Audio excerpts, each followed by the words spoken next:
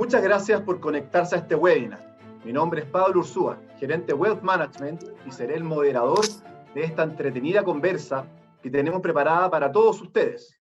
En Sur Inversiones estamos muy preocupados de lograr estructurar una asesoría diferenciadora e integral hacia nuestros clientes. Es por esto que el componente tributario pasa a ser central en las decisiones de inversión y decisiones patrimoniales. Damos comienzo a este octavo webinar del ciclo de charlas tributarias titulado ¿Invertir a nombre de persona natural o sociedad de inversión? Para responder a esta pregunta, tenemos a tres invitados de lujo: Cristian Mena y Evelyn Huarte, ambos socios del estudio Mena Alessandri y Asociados, un estudio de asesoría legal, tributaria y contable muy renombrado, y a William Peñas, nuestro subgerente de asesoría tributaria. Antes de empezar, me gustaría contarles en breve qué servicios entregamos a nuestros clientes de forma gratuita y solo por el hecho de ser clientes de la compañía. Lo primero, formación y generación de contenido tributario. Estructuramos mallas de formación para buscar tener asesores integrales y así asegurar nuestra promesa de asesoría. Hacemos ciclos de charlas tributarias diversas desde el año 2017 con nuestros clientes para generarles la inquietud respecto a estos temas. Armamos conversatorios tributarios con grupos reducidos de clientes de forma recurrente para ahondar en temas previsionales y tributarios como parte de la asesoría integral. Lo segundo, les hago un breve resumen de los servicios tributarios que entregamos a nuestros clientes.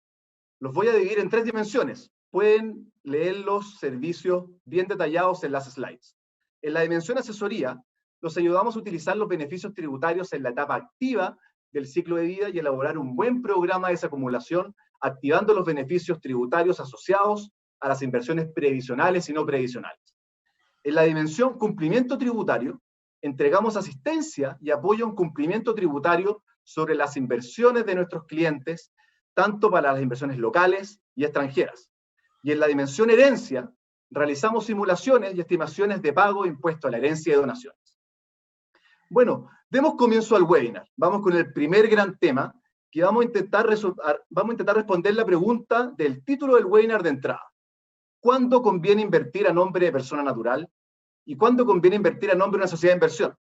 La respuesta no es estándar, ya que depende de cada caso en particular. A su vez, la decisión que uno pueda tomar tiene beneficios y obligaciones. Acá les entregaremos cuáles son las principales variables a considerar para hacer el análisis. Cristian, ¿qué nos puedes contar al respecto? Bueno, esa pregunta es una muy buena pregunta, es clave. Cuando nos acercan a consultarnos, nos preguntan eso precisamente. Oye, ¿qué conviene? Porque me dijeron que tales personas invierten como sociedad y me dijeron que es mucho mejor, lo hicieron A, B y C, y otros me dicen no, yo invierto directamente. Y ahí la respuesta es, tienes que ver tu situación personal, particular, familiar, patrimonial. Si los dineros, por ejemplo, uno les pregunta, bueno, ¿esos dineros pagaron impuestos completamente o están en sociedades? Si tú estás en sociedad y has sido un retiro, vaya a pagar impuestos por ello, porque si no te puede ser un poco más gravoso. ¿Qué tan simple quieres llevar tu vida, al fondo? ¿Quieres llevarla, al fondo, quieres algo más complejo porque requiere más atención o no? Esas son las preguntas que nos hace. Luego, lo otro es más o menos, uno le dice, mira, estos son los pros y los contras de invertir en forma directa o a través de sociedades. Hay que conocer un poco cuáles son sus características principales, no es hacerle una lección tributaria en términos de que se vuelva un experto, pero sí decirle, oye, mira, esto significa una cosa, esto significa otra. Entonces, en ese análisis un poco que acompañamos al cliente para que tome una decisión que sea informada, uno va diciendo, mira, hagamos distinciones. Primero es como persona, si lo va a hacer en forma directa o a través de sociedades, si es a través de sociedades, si lo va a hacer en forma directa o a través de otras sociedades, etc. Uno lo va guiando y le va estableciendo las características de uno y otro. Entonces, quizás para partir respondiendo a tu pregunta, en el fondo hay que hacer un pequeño análisis o ir desglosando esto. Entonces yo partiría diciendo, oye, ¿qué pasa si yo como persona, que es la más sencilla, yo partiría por lo más sencillo, ¿qué pasa si yo como persona natural invierto directamente? ¿Directamente en qué? Pueden ser bienes raíces, pueden ser en inversiones locales, pueden ser inversiones extranjeras. Entonces, un poco para ilustrar, porque las opciones son inmensas, el espectro del abanico de inversiones es muy grande, voy a ilustrar con inversiones en el extranjero. Y ahí partiría con, ¿qué pasa si yo invierto directamente en el extranjero, en activos financieros? Y partiría por ahí, ver el análisis tributario e invertir directamente como persona natural. Perfecto. Bueno, muy buena introducción, Cristian. Sigamos con el tema, llegamos a un zoom. Bueno, quiero comentar que los inversionistas locales, desde octubre del 2019, todos sabemos que ahí comenzó el estallido social, los inversionistas comenzaron a reestructurar sus portafolios de inversión, principalmente porque el inversionista de alto patrimonio chileno tenía un sesgo local muy alto. Entonces, empezaron a diversificar sus inversiones hacia activos internacionales. Y en Sura no estábamos ajenos a este rebalanceo, por lo que el boom ha sido muy alto. De hecho, las inversiones a través de nuestra plataforma internacional, que es Pershing, se han triplicado este año. Triplicado, increíble. Por ello, queremos explorar cómo tributan las inversiones extranjeras según sea la forma de realizarlo, a través de personas o a través de personas jurídicas, en este caso sociedad de inversión. Entonces, Evelyn, cuéntanos cómo tributa una persona natural de forma directa cuando hace inversiones en el extranjero. Pablo, perfecto. Tenemos que partir que una persona natural con residencia y domicilio en Chile debe tributar por sus rentas mundiales. Dentro de este concepto de rentas mundiales están las rentas de fuentes extranjeras, la cual debe ser tributada en base a percibido. Esto es bien importante porque marca una diferencia. ¿En qué sentido? De que si un contribuyente persona natural tiene una inversión en el extranjero y al 31 de diciembre tiene un interés devengado pero no percibido, no debe tributar en este año hasta no ser en el año en que se percibe. Ahora bien, ¿qué impuesto tiene que tributar? La persona natural tributa en base al global complementario, que de acuerdo a la reforma de la ley 21.210, este año tiene una tasa máxima de un 40%. Si pudiéramos nosotros aconsejar o ver las ventajas y desventajas, que nosotros frecuentemente lo vemos con nuestros clientes, es que la ventaja de hacerlo directamente, no tienes que tener un contador, no hay gastos asociados a tener una estructura más pesada, ¿ya? Y no se paga patente, ya porque es una persona natural que no tiene giro o actividad económica acá en Chile. Dentro de las desventajas es de que cualquier dólar que ellos perciban durante el año tienen que tributar en su global complementario.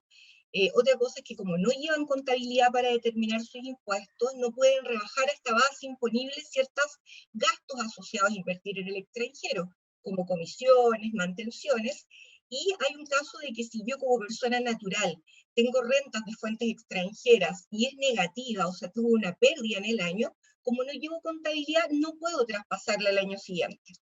Dentro de los cumplimientos o obligaciones de cumplimiento que tengo como persona natural, aparte de determinar estos impuestos y pagar el impuesto respectivo, es enviar una declaración jurada anual, que es la 1929, en la cual yo debo informar al Servicio de Impuestos Internos mis inversiones en el exterior y cuáles han sido mis rentas, que debe estar acorde obviamente a mi declaración de impuestos. Otra obligación es hacer una declaración jurada, que es el RIE, siempre y cuando esta persona natural quiera ocupar los impuestos pagados en el extranjero como crédito en Chile. Eso es en grandes términos lo que una persona natural debiera considerar si es que quiere invertir en el extranjero de manera directa. Perfecto. No, Willy, ¿algo que complementar? ¿O Cristian? Sí, eso quería, esto muy, muy breve en realidad, porque está en la lámina, entonces uno dice sucesión, ¿por qué aparece ese recuadro ahí? Y en realidad hay que, ya que estamos en este ejemplo de invertir afuera, supongamos que estás invirtiendo en Estados Unidos, en Pershing, que es un destino de muchos chilenos. Lo único que tienes que tener presente es que si tú vas a invertir en activos americanos, siempre la advertencia está en que si una persona muere y tiene activos americanos, esos están sujetos a impuestos. Aun cuando el dueño de esos activos no sea residente americano, ni siquiera US person, ni siquiera haya visitado el país en su vida, igual estaría sujeto a impuestos, porque son normas tributarias americanas que de alguna forma son universales. Entonces, ahí hay que tomar algunas medidas o estar consciente de ello al menos, de que el fondo, la inversión en ese sentido podría gatillarse un impuesto a la herencia, en este caso, que es un impuesto al estate, que le llaman, en Estados Unidos. Eso quería como complementar y de alguna forma explicar por qué vemos ese recuadro en esta lámina. Perfecto. Ese es el complemento. Aquí llamas activo americano. Por ejemplo, si es que un chileno a través de Pershing, siguiendo tu línea, invierte en una acción de la bolsa norteamericana, por ejemplo, Apple es un activo norteamericano y es un activo norteamericano invertir en un fondo mutuo de algún banco de inversión norteamericano, pero que está domiciliado en Luxemburgo para hacer No, las ahí no. inversiones?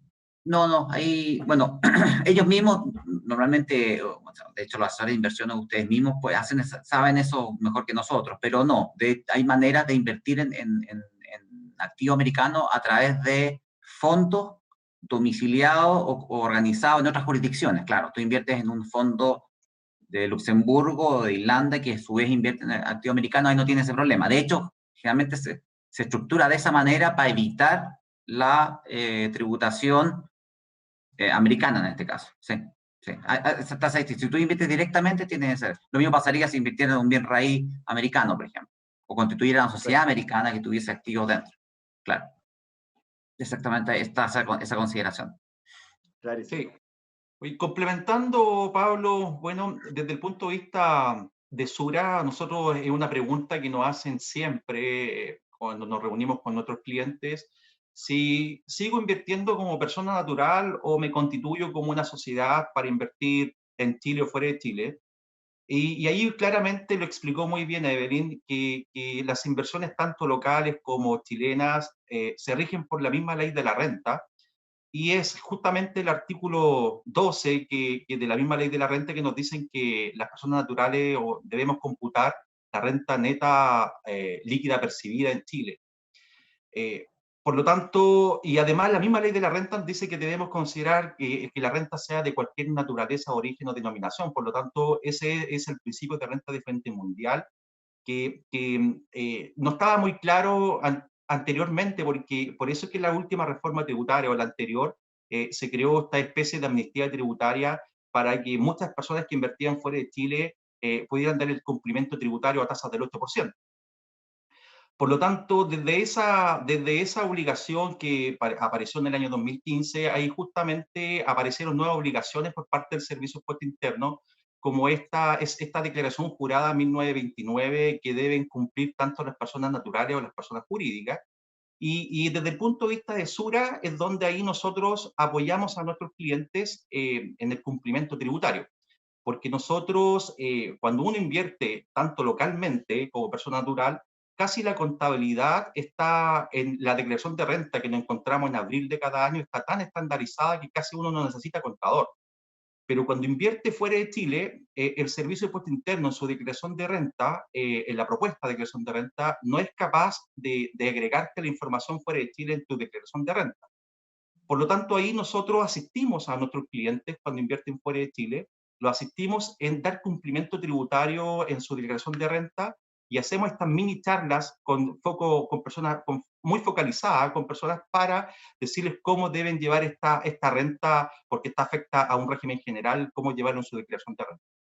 Además, nosotros también apoyamos a nuestros clientes en su cumplimiento tributario, que en el mes de junio o julio vence esta declaración jurada 1929 y nosotros como institución generamos este borrador de la declaración jurada 1929 que consta de 21 columnas y armar esta declaración jurada no es tan fácil porque tienes que transformar todo lo que está en dólares, llevarlo a pesos, la ganancia de capitales corregibles por IPC, determinar retenciones de impuestos, los dividendos, los intereses por los cortes de cupón.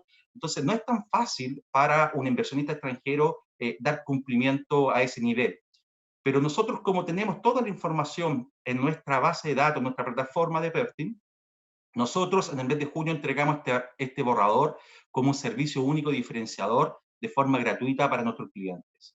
Eso es la parte de la obligación tributaria. Y además, Pablo, es importante destacar que nosotros nos estructuramos justamente para tal vez hacerle un poco el quite a esta retención de impuestos que pueda tener un activo por un activo americano. Nosotros hoy día nuestras carteras de inversión que ofrecemos a nuestros clientes, que la mayoría de la cartera están todas domiciliadas en Luxemburgo o en Irlanda. Por lo tanto, de esa forma, de esa naturaleza, nos afecta con una retención de impuestos por los dividendos. Y además también, como decía Cristian, justamente por el lado de la sucesión, también es muy bueno porque al no ser un activo domiciliado en Estados Unidos, no queda afecto a este impuesto en Estados Unidos, que la tasa podría llegar a un 40% por inversiones por sobre $60.000. Por lo tanto, de alguna forma, invertir como persona natural es muy válido, tanto localmente como extranjeramente, y tiene varios beneficios tributarios. Willy, Por lo tanto, sí, adelante. te quiero preguntar una situación, porque dado que nosotros tenemos habilitada la plataforma internacional para invertir platas previsionales, una persona natural, ¿qué cumplimiento tributario debe tener para sus inversiones previsionales si es que elige invertirla a través de Pershing? Mira, bueno, el dinero previsional, tanto el depósito convenido como la cotización voluntaria, se puede invertir localmente o se puede invertir hoy día en el extranjero, justamente a través de nuestra plataforma Pershing, que sería como invertir indirectamente, porque una casa financiera chilena, una corredora de bolsa, haría como custodio y te invertiría fuera de Chile. Pero, por ejemplo, si una persona natural quisiera abrir una cuenta fuera de Chile directamente y quisiera trasladar su dinero, su depósito convenido, su cotización voluntaria directamente, no está permitido. Por lo tanto, la única ventaja sería hacerlo a través de un intermediario chileno. En este caso, Corredora de Bolsa Sura permite que el dinero previsional voluntario lo podamos trasladar geográficamente a fuera de Chile a través de nuestra plataforma Pershing, y claramente ahí podría invertir en distintos instrumentos de inversión, que pueden ser acciones, ETF, bonos, ¿cierto? Para invertir con su dinero previsional. Ahora, desde el punto de vista del cumplimiento tributario, ahí no hay ningún cumplimiento tributario porque no pierde el régimen previsional. Sigue siendo administrado bajo el artículo 42 bis, porque está todo el dinero previsional de la ley de la renta, que sea la cotización voluntaria. No obstante, ese dinero previsional no tiene libre tránsito. Por ejemplo, una persona que se traslade después de Estados Unidos y quiera retirar su dinero previsional en Estados Unidos, no lo puede hacer. ¿Por qué no lo puede hacer? Porque esa inversión está bloqueada solamente para poder retirarla en Chile. ¿Y cómo se retira el dinero previsional en Chile? Hay tres fórmulas. El dinero previsional tú lo puedes retirar como depósito, como una pensión, disculpa, uno se lo lleva a la AFP y la pensión uno tramita y gestiona esta pensión, por lo tanto esa es una fórmula de salida. La otra fórmula sería como un excedente de libre disposición con el dinero previsional. Y claramente hay algún beneficio tributario en el excedente de libre disposición que uno podría aprovechar. Y la tercera fórmula es que solamente para la cotización voluntaria, que uno podría acceder directamente, pedir el retiro y que se le pague directamente a la cuenta corriente de la persona sin tener que pasar y comprometerlo para la pensión. Por lo tanto, para el dinero previsional, no hay ninguna obligación extra que cumplir, Pablo. Perfecto. Bueno, sigamos con la segunda fórmula que una persona podría elegir para invertir afuera, que es a través de una persona natural, pero que estructura una sociedad offshore. Después vamos a hablar de las jurisdicciones, y esa sociedad offshore es la que invierte, sigamos con el ejemplo, en Pershing. Nosotros como Sura no tenemos esta figura disponible para hacerlo a través de Sura, sino que simplemente tenemos la persona natural y la sociedad de inversión directo con plataformas, no a través de estructuras societarias internacionales, pero igual las vamos a mencionar, dado que son figuras súper recurrentes para las personas de alto patrimonio. Pablo, en relación a esta inversión que efectúa una persona natural a través de la constitución de una offshore y de ahí directamente invierte esta sociedad, tributariamente hubo un cambio con la ley 20.780, en la cual antes uno podía tener una de estas sociedades y no tributaba como persona natural a no ser que percibiera dividendos de esta sociedad. Con la modificación de esta ley, a contar del 2016, estas sociedades offshore de rentas pasivas deben llevar una contabilidad que permita al contribuyente en Chile el 31 de diciembre efectuar una determinación de renta líquida que es con la misma norma que lo hace las sociedades de inversiones chilenas. Si esta renta líquida imponible no supera las 2.400 UF, en este caso la persona natural o controlador no devenga y no distribuye, y si no distribuye tampoco utilidades, no reconoce en Chile ningún impuesto este año. Si esta renta líquida supera las 2.400 UF, se entiende devengada esta utilidad en el global complementario de este contribuyente nacional. Entonces, a través de este mecanismo de inversión, en el caso que no supere las 2.400 y no exista una distribución efectiva de utilidades a Chile, este contribuyente no paga impuestos, ¿ya? Entonces es una manera que uno podría diferir, una de las ventajas, diferir dependiendo de la utilidad que pueda manejar esta empresa, poder diferir los impuestos. Otra ventaja de tener esta estructura es que la sociedad offshore, como lleva contabilidad, puede llevar y puede rebajar gastos o costos asociados a esta empresa. Por ejemplo, mantenciones, pago a contadores, abogados, una serie de gastos que puede bajar la base imponible. Y algo bien importante, de que estas rentas pasivas, como su determinación de impuesto es en base a norma chilena, si en algún periodo tributario tenemos una pérdida, una base imponible negativa, esta pérdida puede ser considerada como gasto al siguiente año, que cuando uno invierte a título personal lo pierde. Entonces es una de las ventajas, y además que esta persona natural por esta inversión en el offshore no paga patente. Dentro de las obligaciones o cumplimiento tributario que debe tener la persona natural, aparte de llevar la contabilidad de esta renta pasiva, es muy similar a la que tiene que hacer si es que invierte directamente. Por ejemplo, efectuar la declaración jurada 1929, en la cual yo debo mostrar mi inversión en esta offshore y además el cálculo más o menos de mi renta líquida, a grandes totales, ingresos brutos, menos costo, menos gastos, para poder atribuir si es mayor que las 2.400 o devengar. Efectuar el registro del RIE en caso de que yo quiera retornar estos capitales a Chile, y llevar un registro para esta offshore que se llama registros de rentas pasivas, que es un tipo de registro empresarial o de FUD, donde yo voy acumulando todas estas utilidades y voy indicando si es que fueron devengadas a Chile o no. Clarísimo. Cristian, Willy, ¿algún complemento en esta figura tributaria? Lo único, mira, lo único que o sea, está perfecto es que, como cierto que estamos en el supuesto de la persona natural que dice, oye, yo invierto directo, invierto a través de sociedades. Cuando tú invertías a través de una sociedad, ahí lo que está pasando es que el titular de la cuenta, en este caso en Pershing, es la sociedad, no la persona. Y en realidad, las razones por qué las personas te llegan a formar sociedades extranjeras, bueno, uno es la simplicidad, porque esta vez tú tienes un solo activo. Tú cuando invertiste directamente y tuviste una multiplicidad de instrumentos financieros, son tantos como invertiste. Aquí lo que tienes tú, desde el punto de vista directo, tienes acciones de una sociedad extranjera, punto.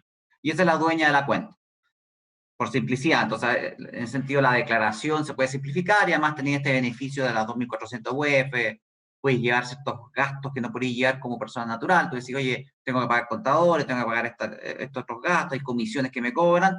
Yo sí las puedo llevar a gasto en la sociedad extranjera, no así como persona natural, porque no tengo esa contabilidad.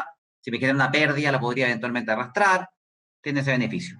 Y también viene a resolver, por eso es que si uno ve el origen de cuando en este caso los chilenos empezaron a constituir sociedades en el extranjero, que no viene de ahora, viene de décadas, en parte era por recomendaciones de los propios banqueros que le decían, hazte la sociedad porque sí te va a evitar cualquier problema de sucesiones en otros países, en este caso Estados Unidos, porque la sociedad no muere al ser dueña de la cuenta de inversión y ser dueña de los activos financieros ubicados en Estados Unidos.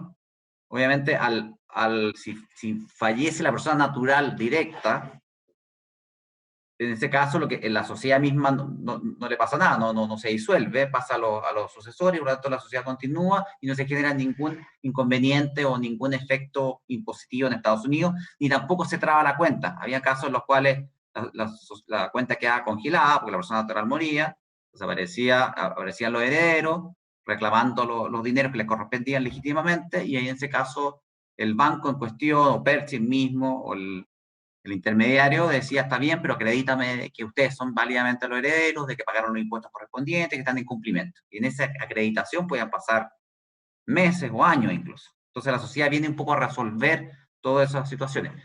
No es la única vía, pero un poco se utilizó con esas finalidades. Eso.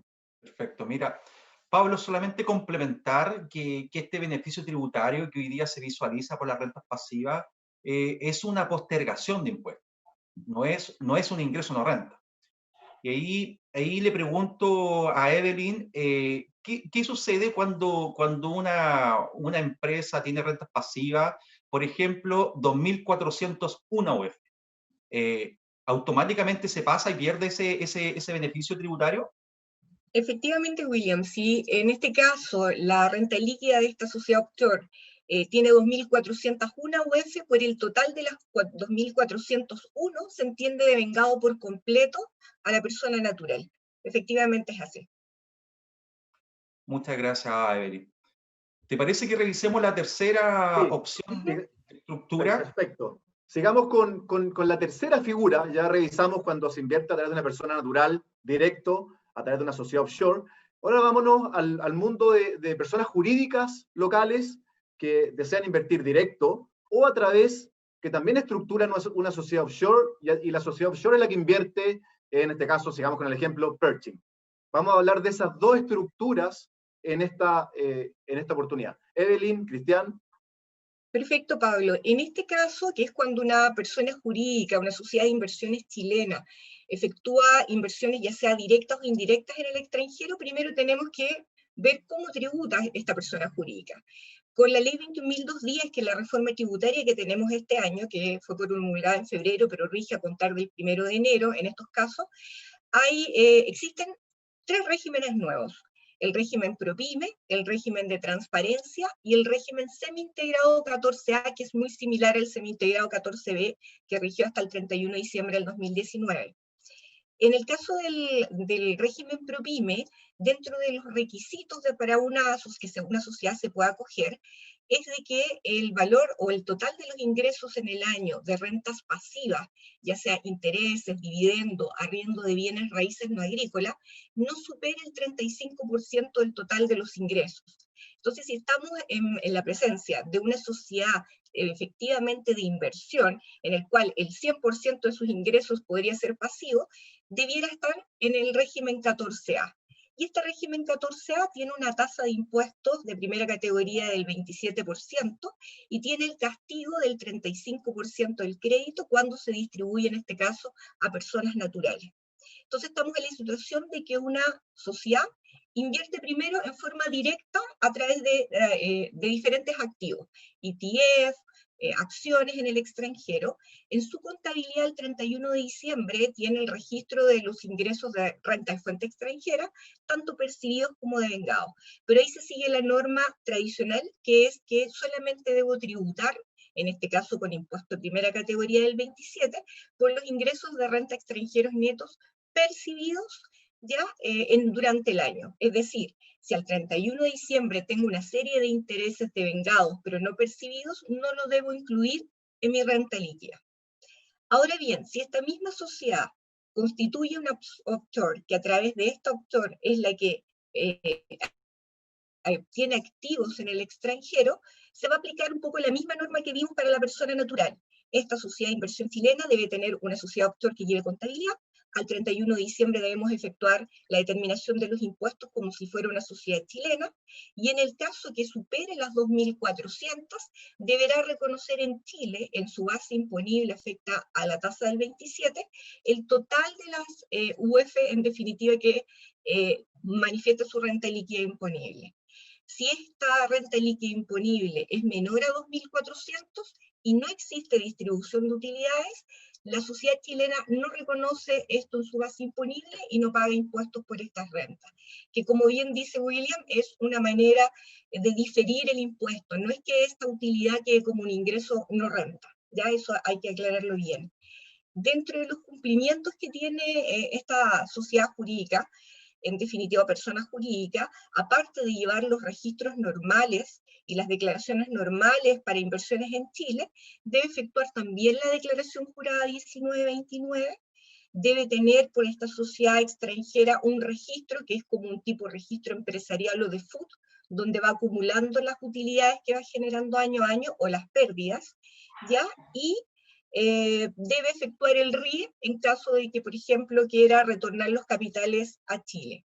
Acá, Pablo, en las inversiones de personas jurídicas pasa algo que siempre nos consultan los clientes y que es la tributación por la diferencia de cambio. Como a diferencia de las personas naturales, estas sociedades deben llevar contabilidad completa para poder determinar sus impuestos, hay un ajuste tributario que es que todas las inversiones en el extranjero debo llevarlos a tipo de cambio de cierre. Entonces, ¿qué es lo que pasa? Por ejemplo, en el año 2019, en el cierre del balance del 2019, si yo por cada $1.000.000 que tenía en el año 2018 y que los mantuve el 2019 sin generar ningún otro ingreso, solamente por diferencia de cambio tuve que reconocer en mi balance alrededor de 54 millones de pesos, lo que implica una tasa del 27 de alrededor de 15 millones de impuestos sin haber generado efectivamente ningún incremento patrimonial. Ya ante estas consultas, nosotros hemos tenido ciertas alternativas o le damos sugerencias a los clientes de poder efectuar la solicitud al Servicio de Impuesto Interno de llevar la contabilidad en dólar. Por regla general, la contabilidad en Chile se lleva en pesos, pero el Código Tributario permite, en base a ciertos requisitos que uno debe cumplir, el poder pedir solicitud de contabilidad en dólar y no tener estos efectos, sobre todo hoy día, con la gran fluctuación que tiene el dólar. Algo que podemos mencionar es que cuando uno constituye una sociedad que tiene inversiones en el extranjero, se puede pedir el momento del inicio de actividades esta solicitud de llevar contabilidad en dólar y puedes partir del día cero sin tener estas fluctuaciones. Si una sociedad ya tiene inicio y tiene años y cumple con los requisitos, uno igual podría pedir la solicitud de contabilidad en dólar, pero ya el Servicio de Impuesto Interno lo da con vigencia para el 1 de enero del año siguiente. Eso es lo que te podría comentar en forma sencilla de su tributación. Muchas gracias, Evelyn. Muy completa la respuesta. Me comentan por interno que haga una especie de glosario. Voy a comentar qué significa una sociedad offshore. Una sociedad offshore es simplemente una persona jurídica que se constituye en otro país. Por ejemplo, es muy común constituir sociedades en las BVI, Islas Vírgenes Británicas, en algunas jurisdicciones en Europa, en Estados Unidos y en Canadá, en Uruguay también. Y también, ¿qué significa Pershing? Pershing es una plataforma, es un custodio norteamericano, una filial del Banco de Nueva York, que te permite invertir prácticamente en el activo que tú quieras. O sea, si tú quieres comprar acciones de cualquier bolsa, bonos internacionales, fondos mutuos de distintos managers, ETFs, te permite. A través de Sura, nosotros somos un broker dealer de Pershing, donde tenemos relación directa con ellos, donde un cliente abre una cuenta en Sura y a su vez abre una cuenta también en Pershing y canaliza a través de nosotros todas las inversiones hacia afuera que se custodian allá y se puede invertir en el activo que uno desee. Nosotros tenemos carteras recomendadas, tenemos un equipo de asesoría y estrategia bien robusto para asesorar a los clientes en todo el componente de inversiones. Bueno, la verdad que la conversa ha estado bien intensa, pero el tiempo ha pasado súper rápido, así que vayamos con mayor agilidad hacia adelante, dado que igual nos quedan un par de temas interesantes por ver. Sigamos con cuáles son las principales obligaciones tributarias por cada tipo de estructura definida al invertir fuera de Chile. Ya mencionamos 4, vamos a hablar, quiero hacer un disclaimer, vamos a mencionar el total de obligaciones que involucran las 4 figuras, pero donde si una persona tiene solamente una de ellas, no le impactan todas, ya eso es para tranquilidad. Así que vayamos brevemente conversando sobre cuáles son las obligaciones. Perfecto, Pablo. En relación a esta slide, podemos indicar que el pago de impuestos en Chile, en definitiva, abarca tanto a personas naturales o personas jurídicas que inviertan en el extranjero. En el caso del registro RIE es con antelación si es que la persona o la empresa jurídica necesita retornar los capitales a Chile, o en el caso que queramos ocupar los créditos pagados en el extranjero como créditos a los impuestos en Chile. La declaración jurada es algo transversal. La deben efectuar ya sea personas naturales o jurídicas que invierten en Chile. El llevar un registro de rentas pasivas solamente si constituimos un offshore. Y la obligación de informar al Banco Central es para todos los contribuyentes que invierten en el extranjero. Sí. Mira, por el lado de Sura quiero complementar en esta slide comentándoles que nosotros como Sura apoyamos a nuestros clientes por sus inversiones fuera de Chile.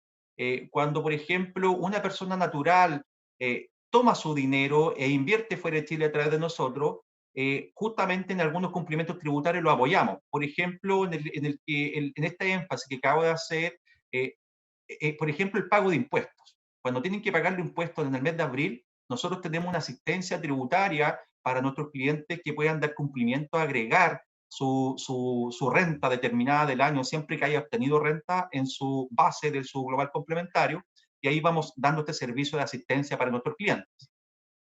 Sobre la declaración jurada 1929, que este año venció el 1 de julio, nosotros también, como un servicio extraordinario, único y diferenciador y de forma gratuita, nosotros entregamos este borrador de la declaración jurada 1929, que justamente este borrador lo trabajamos justamente con el estudio que estamos trabajando ahora en la charla, que es Mena, Alessandri y Asociados, para poder dar este servicio gratuito a nuestros clientes, sean personas naturales y personas jurídicas, y ahí donde nosotros hacemos muchas reuniones tal vez con los contadores para explicarles cómo se realiza este proceso. Y la obligación tributaria o la obligación de informar al Banco Central, nosotros como Sura damos cumplimiento también a informar al Banco Central por todas esas inversiones. Por lo tanto, comentarles que sus obligaciones tributarias o Banco Central están cumplidas. Por otra parte, si nos vamos a la parte del RIE, que es otra obligación que uno debería utilizar para poder ocupar un crédito ante una retención de impuestos en Estados Unidos, quiero comentarles que la mayoría, lo que se hace acá cuando hay una retención de impuestos, es que el impuesto retenido fuera de Chile se pierde, no lo utilizan.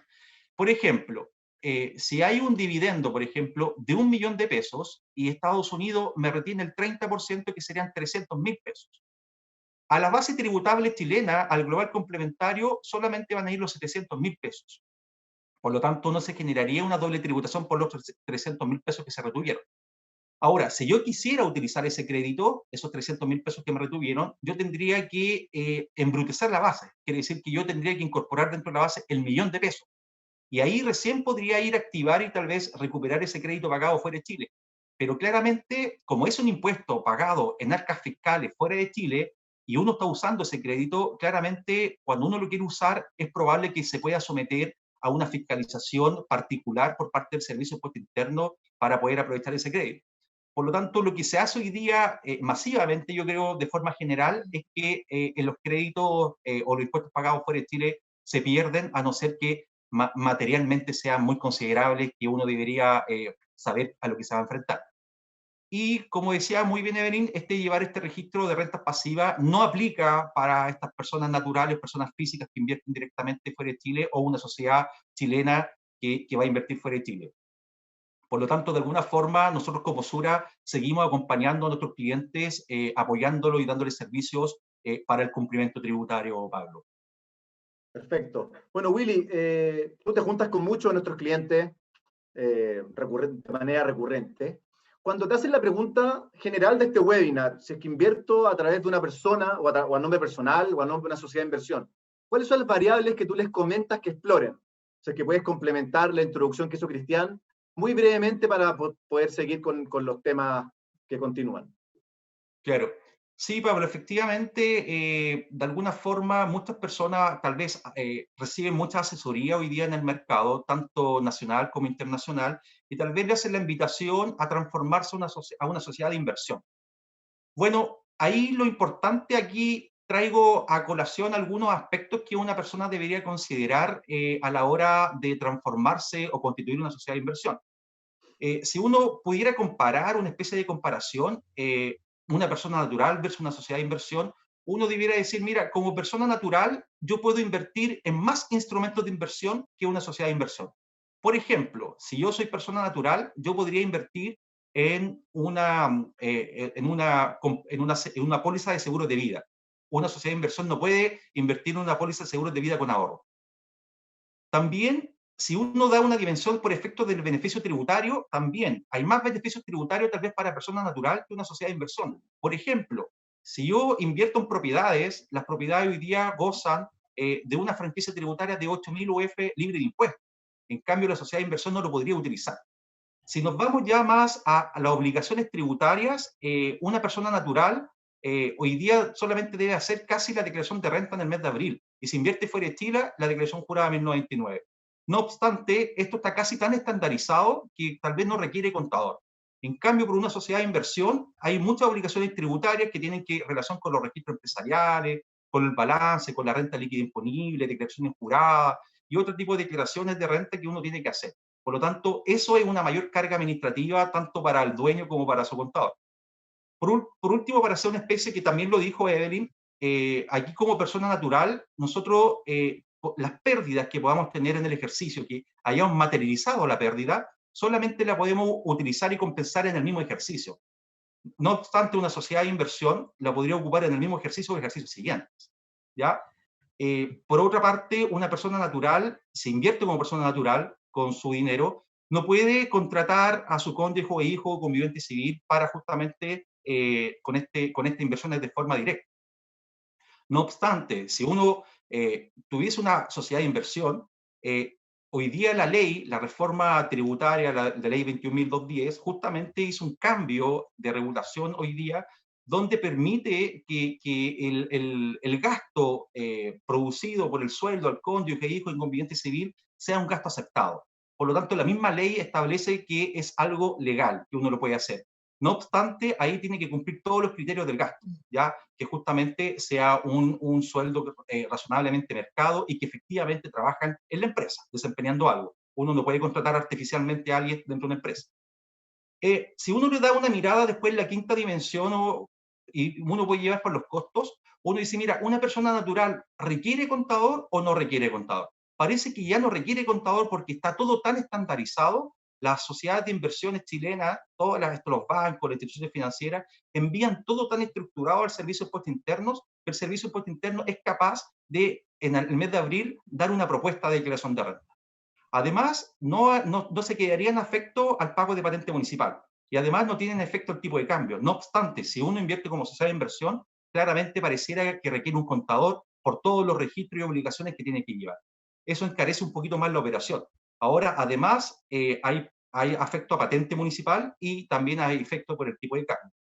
Y si uno quisiera ir la dimensión más a nivel de impuestos, lo que se paga a arcas fiscales chilenas, uno tiene que saber que si yo invierto como persona natural, la renta que voy a tener, el incremento patrimonial por invertir, puede estar afecto a mi global complementario a tasas de entre el 0% al 40%, justamente por un cambio que hubo en la reforma tributaria de este año, y la tasa de impuesto final que podría tener este dueño, el dueño del patrimonio, sería un 40% en su global complementario como una tasa marginal. Ahora, si uno quisiera comparar con la sociedad de inversión, claramente la sociedad de inversión estaría afecto por su incremento patrimonial, por sus utilidades, a una tasa del 27%, que podría ser incluso mejor en algunos casos que el global complementario. No obstante, el impuesto final del dueño de este tipo de sociedad, porque como están acogidos a un artículo especial, que es el artículo 14A, que son un régimen especial, el impuesto, la tasa máxima podría llegar al 44.45. Perfecto. Willy, sigamos, antes de pasar al segundo tema, sigamos con el glosario. Ya aclaramos lo que es una sociedad offshore, ya aclaramos lo que es perching. ¿Qué es el RIE? Por favor, en una sola frase, ¿qué es el RIE para la audiencia que están preguntando? Mira, el RIE es un registro que tiene, el mismo Servicio de Impuesto Interno ha dicho que es un registro para que las personas que invierten fuera de Chile se puedan inscribir en la plataforma del mismo Servicio de Impuestos Internos con objeto de justamente de poder usar los créditos pagados fuera de Chile o retenidos fuera de Chile. Por lo tanto, es una especie de que te da una opción de como un formulario para que el Servicio de Impuestos Internos sepa que alguien está invirtiendo fuera de Chile. No obstante, el Servicio de Impuestos Internos igual tiene otras herramientas para enterarse de que esta persona está invirtiendo fuera de Chile. Por ejemplo, hoy día las casas financieras chilenas tienen la obligación ya de informar en la declaración jurada de 1932 que están capturando una inversión fuera de Chile. Y además ya le está diciendo a los contribuyentes que tienen que hacer la DJ 1099. Por lo tanto, de alguna forma el servicio ya se está enterando. Ahora, Evelyn, si quieres complementar sobre el RIE, feliz. Sí, en el caso del registro es como una declaración jurada simple, que es una declaración que en caso, como bien dice William, yo quiero ocupar impuestos pagados en el extranjero, debo con antelación efectuarlo, o en ciertos casos en retorno del capital. Y efectivamente el servicio hoy día tiene varias formas de saber cuándo uno invierte en Chile, incluyendo la información que uno le entrega al Banco Central, que está en línea con el Servicio de Impuestos Internos. Perfecto. Bueno, primer gran tema relativamente resuelto. La respuesta no es que si es mejor invertir a nombre personal o a nombre de sociedad, sino que, como todo en inversiones y temas tributarios, depende. Ahora vayamos al tema, a un tema súper interesante, que es qué tipo de estructuras existen para hacer una planificación patrimonial, por un lado, que cumpla con algo muy importante, que es ser conservador, y dos, que se adecue a cada realidad. Existen estructuras a nivel local y offshore o internacional. También existen estructuras a nivel personal o societario, e incluso existen estructuras que son más sofisticadas, las cuales Evelyn y Cristian nos van a comentar. Profundicemos en ellas, por favor. Perfecto. Mira, voy a seguir un poco el orden que te aparece ahí. Hablemos de las sociedades chilenas, de los FIP. En el caso de las sociedades, bueno, a veces puede ser obligado y a veces puede ser voluntario. ¿Por qué te digo obligado? Porque si tenés una sociedad que tiene muchas rentas que no han pagado los impuestos, la verdad es que no tenéis mucha opción para sacarlo a título personal.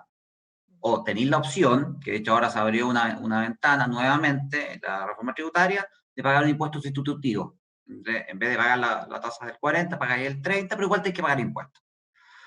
Hay gente que no está dispuesto a hacer eso, por lo tanto tienen que seguir en la sociedad. Cuando estáis obligados a seguir la sociedad, ahí probablemente el ejercicio que podéis hacer todavía para distinguir qué es mejor si tenés una sociedad limitada, por ejemplo, o una sociedad anónima, o sea, por acciones. En general, por razones que no son tributarias, hay tipos sociales que son mejores que otros. Si uno quiere tener un gobierno corporativo, quiere tener un directorio profesional, quiere que de alguna forma separar el cargo del gerente general con una administración colegiada, como puede ser un directorio, quizás la sociedad anónima por acciones cumple ese fin. Si quieres tener acciones preferentes, en que uno tiene el control político, ¿cierto? Y otros tienen solamente derecho a las utilidades, las sociedades por acciones anónimas cumplen esa finalidad y son fantásticas. Y ahí se pueden hacer muchas cosas, bueno, eso por un lado. O sea, en ese sentido, está en la sociedad, está obligado, pero puede hacer ese tipo de distinciones. Yo te diría que un alcance tributario entre una sociedad limitada y una sociedad anónima es el tipo de inversión. Si tú tienes bienes raíces, se da una situación muy particular a nivel de herencia, que cuando tú tienes bienes raíces en una sociedad anónima, o de capital en general, o sociedad por acciones, si la persona fallece y hay que ingresar estos bienes, estas acciones de la sociedad al inventario, ¿correcto? Y hay que valorizarlos. Hay reglas de valorización que son distintas cuando se trata de una sociedad anónima y limitada. Así lo establece la ley. Y esa está la ley de herencia y no ha cambiado. Y en términos simples, es que si tú tienes una sociedad, por ejemplo, que tiene puros bienes raíces, para hacer el ejemplo fácil, y el valor comercial de los bienes raíces son 1.000 millones de pesos, ese es el valor que tú tienes que ingresar en el fondo en la base imponible del impuesto a la herencia. En cambio, si tú tienes una sociedad limitada, una particularidad, una sociedad de personas en general, que puede ser colectiva también, ahí se va al avalúo fiscal de los bienes, para su valorización. Por entonces se podría dar la situación de que por el solo hecho de tener una limitada y tener bienes raíces, la base imponible del impuesto puede bajar considerablemente. Quería hacer esa precisión. Bueno, eso pasa con las sociedades. También, cuando es voluntario, si la persona natural elige hacerlo a través de una sociedad, ya vimos en definitiva todos los efectos que ello conlleva, ¿cierto? Declaración de jurada, contabilidad, etcétera, pero igual puede querer hacerlo, porque puede quedarse el 27% y diferir impuestos, puede también porque quiere ingresar la familia, otros miembros, etcétera. También es súper válido. Están mencionados los FIP.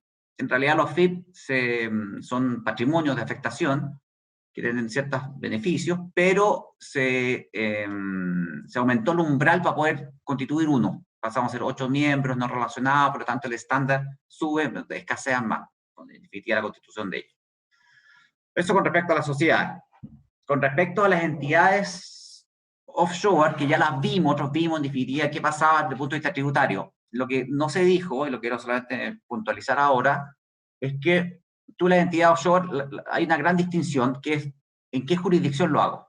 Normalmente, las que utilizan mucho, las que yo he visto, es jurisdicciones de paraísos fiscales, que le llaman, o regímenes fiscales preferentes, como podría ser BVI, o podría ser Caimán, o podría ser Belice. O bien se van a jurisdicciones que le llaman de alto cumplimiento, ya sea porque tenemos convenios de doble tributación o porque forman parte de la OECD. Como somos parte de la OECD, por el solo hecho de ser un país miembro de la OECD, se considera de alto cumplimiento.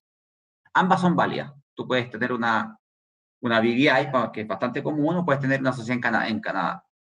Ahora, ¿por qué unos eligen unos y otros? A veces por razones reputacionales.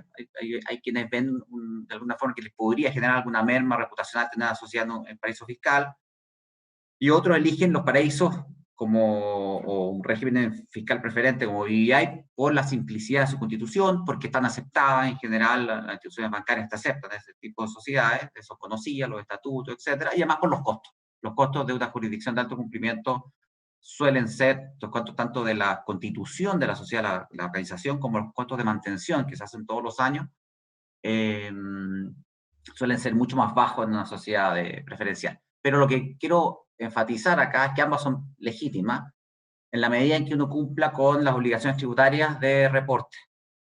Eso es, pero son opciones plenamente válidas. Y si uno hace un doble clic, dependiendo de ciertas actividades, si la sociedad de estas offshore tiene ya finalidades más bien operativas, y no tanto inversiones pasivas, que sería lo que estamos hablando ahora, sí podrían haber alguna diferencia entre tener una jurisdicción de alto cumplimiento o de bajo cumplimiento. Pero ambas son válidas y ahí nuevamente hay que hacer el ejercicio del comparativo. Eso con respecto a la jurisdicción de identidad offshore. Y me está quedando el último recuadro, que es el de los seguros de vida, que es un instrumento de planificación, sin duda, de protección también.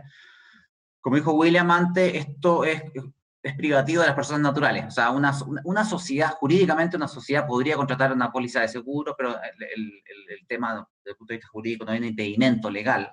Sencillamente que el problema que se genera ahí es que, en definitiva, el desembolso en que incurra la sociedad para poder financiar esa póliza, o sea, el pago de la prima, podría ser o sería considerado como un gasto rechazado. Y eso tiene una penalidad, entonces, al final, es un disuasivo para hacerlo a través de sociedad. A nivel personal, efectivamente, los seguros de vida están regulados. La ley que los regula, que es el Código de Comercio, una ley especial, sigue vigente, no se ha visto modificado en lo absoluto, y los beneficios o propiedades que tienen los seguros de vida se mantienen plenamente. Y con eso quiero agregar también la discusión que está pasando hoy en día, porque en el fondo la gente cree que los seguros de vida están siendo cuestionados.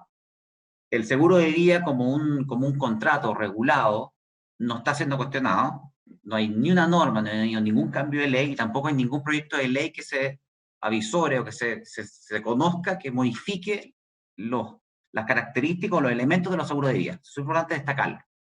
Y las propiedades principales del seguro de vida es que uno se desprende de su patrimonio, si usted tiene el carácter de ser inembargable, en general, salvo una hipótesis muy particular, que es más bien de laboratorio. Hay libertad de beneficiario, o sea, uno puede elegir, en definitiva, a quienes uno puede contratar, y si el seguro de vida como tal tiene el beneficio que a la muerte del contratante o de la vida asegurada, los beneficiarios que reciben esta indemnización no pagan impuestos a la renta ni a la herencia. Por lo tanto, que son lo que uno está persiguiendo, en definitiva, darle liquidez y alivio a los beneficiarios mientras se tramita la posición efectiva, o mientras tienen activos ilíquidos que tienen que liquidar al fondo para poder pagar el impuesto. Tiene todos esos beneficios.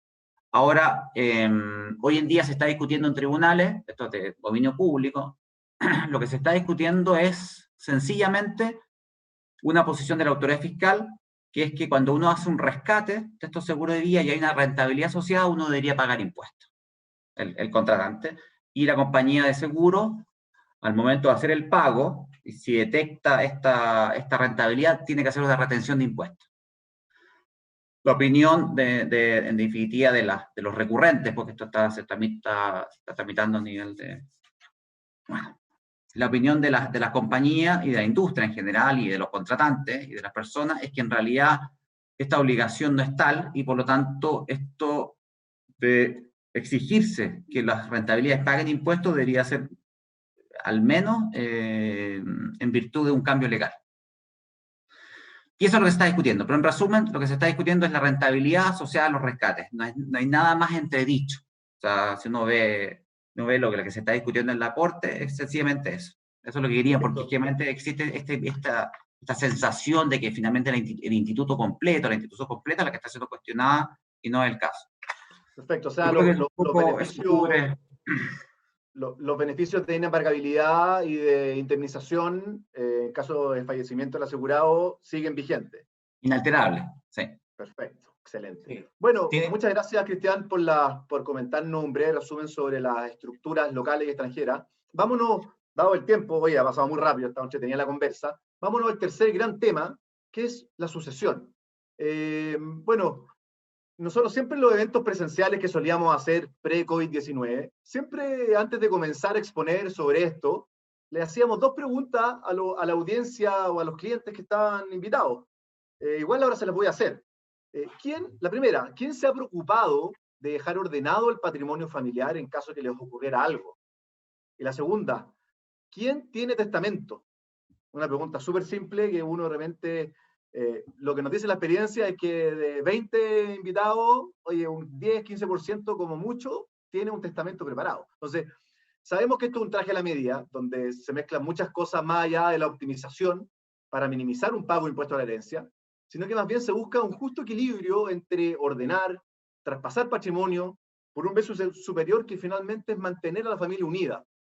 Entonces, también está la alternativa de querer entregar el patrimonio a un tercero, figura muy común entre los millonarios y billonarios en Estados Unidos. En Chile eso todavía no es tan así, pero en Estados Unidos es muy común. Entonces, la sucesión también se puede hacer cargo de esto con ciertas estructuras jurídicas, por ejemplo, trusts, fundaciones o fideicomisos. Así que, brevemente, hablemos de la sucesión intestada. Ok. Cuando una persona sencillamente cuando una persona muere, ¿cierto? Que es un plazo para todos nosotros, existen derechos y obligaciones. Y esos derechos y obligaciones se transmiten. Y la ley, y si la persona no se pronunció, no dijo, oye, ¿qué voy a hacer con mis bienes y obligaciones? Sencillamente vivió, la ley se encarga de lo que se dice, suple la voluntad de la persona, del testador. Entonces te establece una serie de reglas. Te dice cuánto le corresponde al cónyuge, si hay descendientes, cuánto le corresponde a cada descendiente, si está casado en sociedad conyugal, no está casado en sociedad conyugal, qué reglas se aplican, si hay ascendientes, etc. Eso es, la sociedad intestada es sencillamente un poco lo que dice eso, es que a falta de una voluntad de la persona, la ley te la suple y te establece en definitiva qué cosa le corresponde a quién.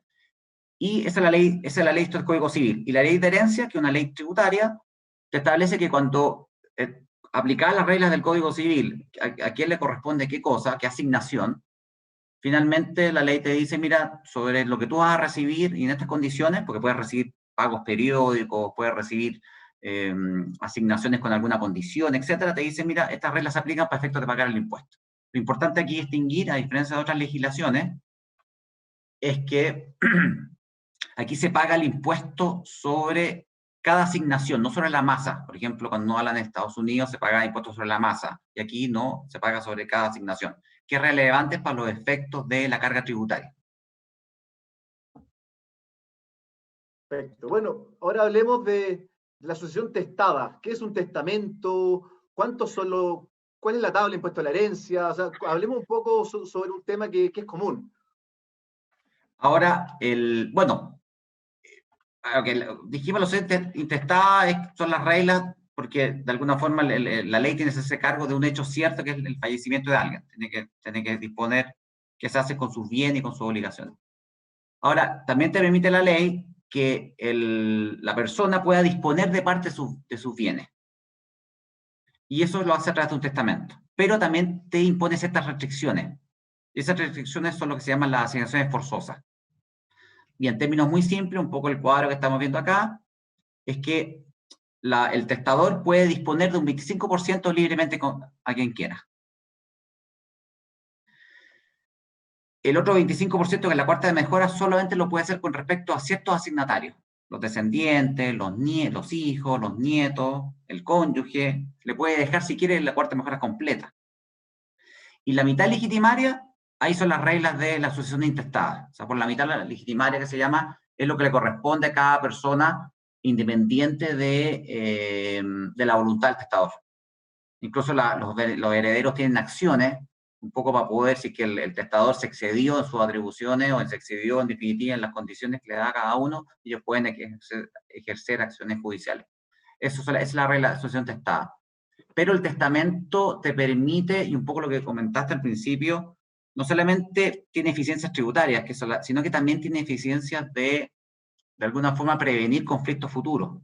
Porque tú puedes, en el ejemplo, que eso me ha pasado, puede ocurrir que tienes dos hijos, un ejemplo sencillo, y tú decides a uno dejarles, por ejemplo, las acciones de la empresa, porque le ha estado en la operación, y a otro le prefiere dejarle ciertos fondos o ciertos dinero en efectivo, porque la persona piensa radicarse en el extranjero.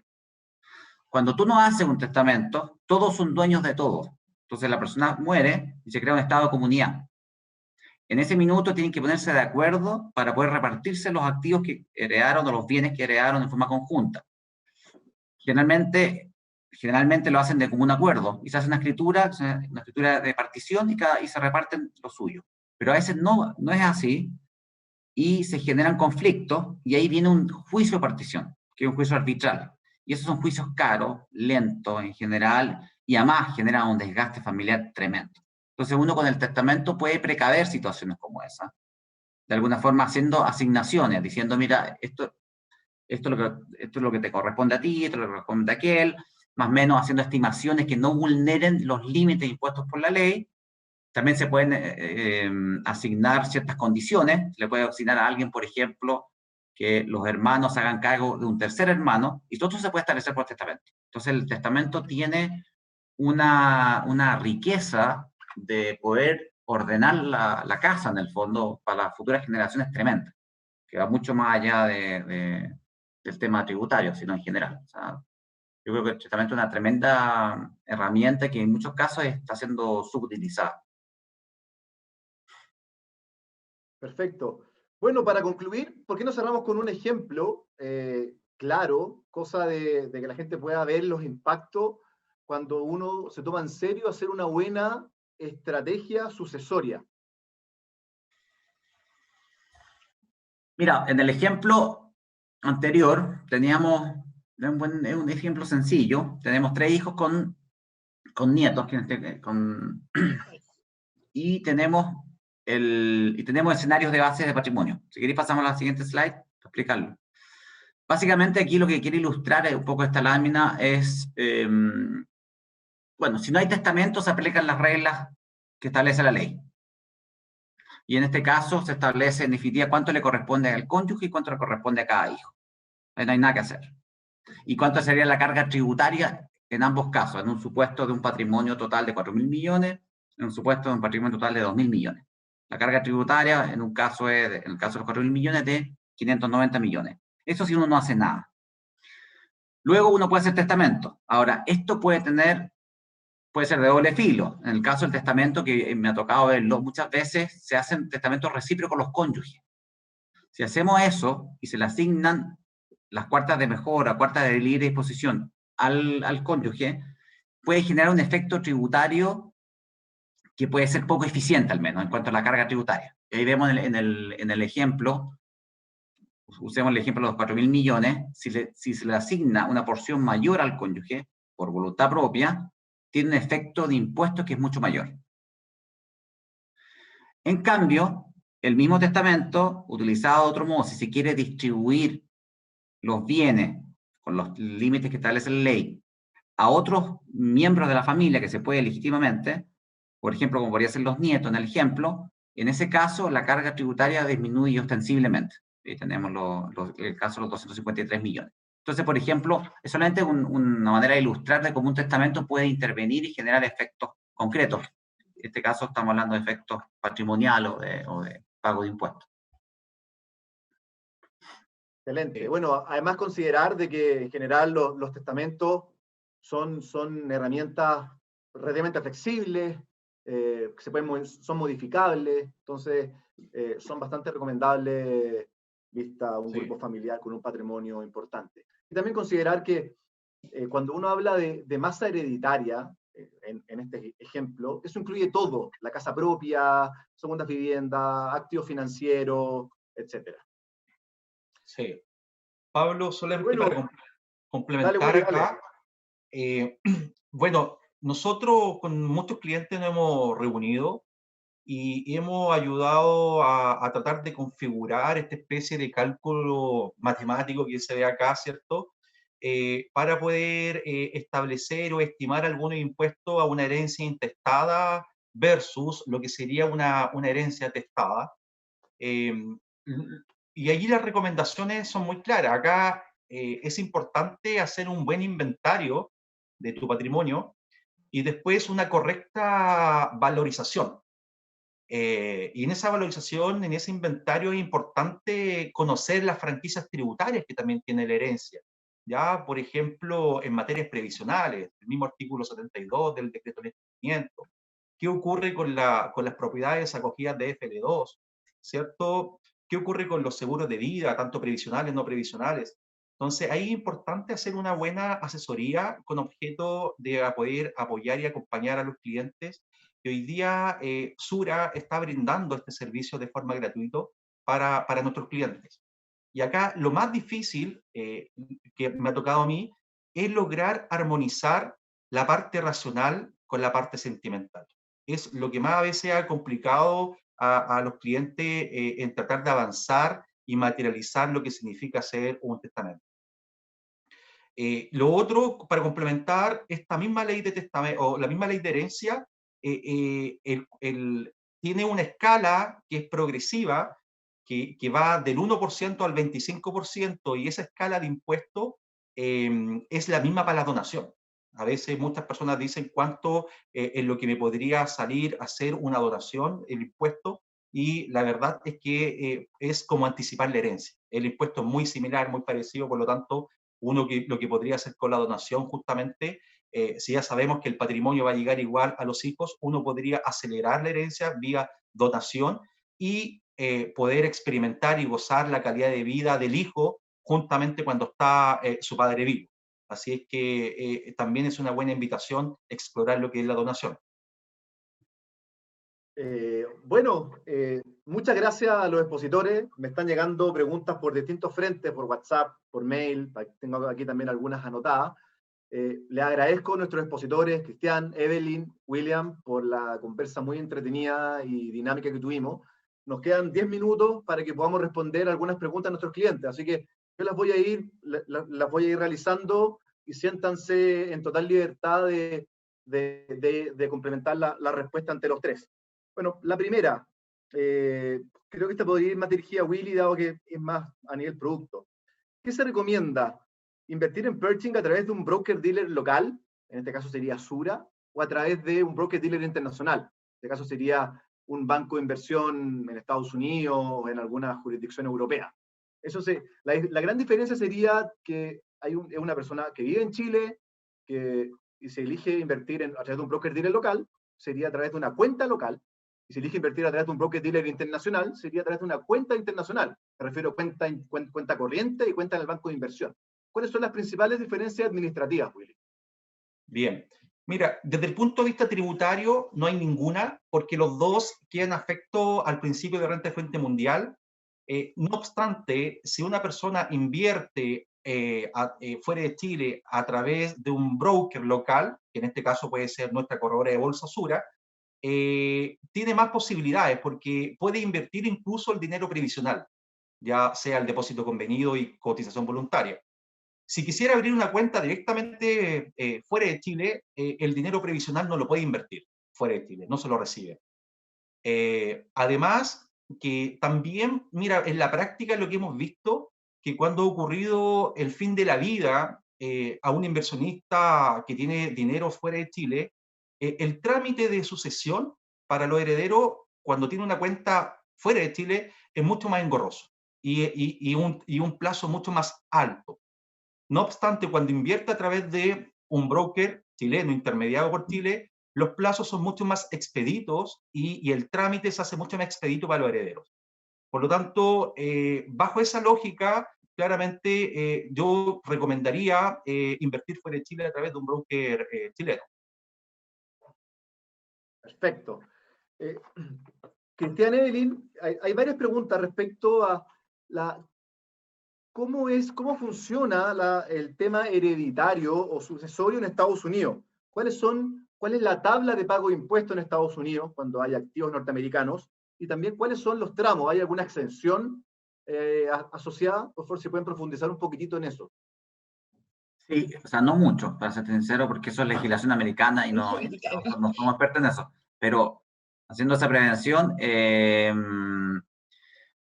lo que sabemos que es los activos le llaman US Citrus Property, o sea, activos situados en Estados Unidos pagan impuesto a la herencia. Existen unos límites exentos, pero en el caso de las personas no residentes, que no son US person, que seríamos el caso que estamos hablando ahora, el límite liberado de impuestos es bajísimo, creo que son 50, 60 mil dólares. De ahí para arriba, el impuesto que se aplica no es progresivo, es una tasa única de un 40%. Por eso es que siempre la recomendación ha sido siempre. Hemos hecho incluso sociedades americanas porque personas tienen actividades operativas en Estados Unidos a través de estudios de abogados, por supuesto, y los mismos firmas de abogados americanas con los que hemos trabajado y trabajamos, siempre nos advierten, ojo que esta persona es dueña de una LLC americana y por lo tanto, si le llega a pasar algo, esto va a pagar impuesto a la herencia sobre el valor de lo que tenga dentro. Eso es. Entonces siempre se toman las prevenciones para evitar eso. Y ahí, bueno, y está la solución también. Aquí no sí, ya Bueno, está, ya se inventó la rueda en ese sentido y está la solución. Pero eso es. Tiene límites bajos y una tasa única de 40%. Sí, mira, para complementar solamente, nosotros hemos hablado con nuestra contraparte Pertin, Pablo, y justamente queda afecto un impuesto sobre $60.000 para cuando la cartera de inversión tiene justamente activos domiciliados en Estados Unidos. Y como regla general, la tasa máxima es un 40%.